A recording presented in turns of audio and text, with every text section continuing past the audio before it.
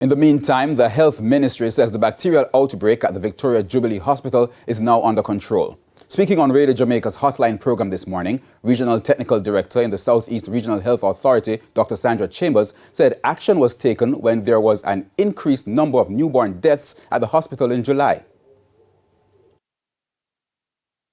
My infection control team and my quality assurance officer for the region went in, did a meeting with them, did a walkthrough, identified some gaps, gave some advice as to how we could correct.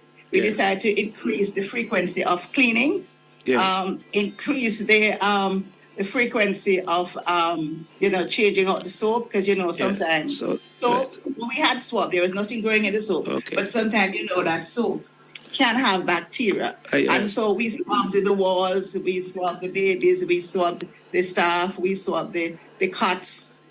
Dr. Chambers admitted that with more newborns at the facility, the chronic shortage of neonatal nurses could have triggered the outbreak of the bacteria. So we have more babies in the nursery. Right. We are not having an increased number in the nursing cadre, and so you have one nurse will be nursing up to 8 babies when they should only be doing 1 or 2 to be given the level of attention that is required. And so that is a possibility of how we could transmit.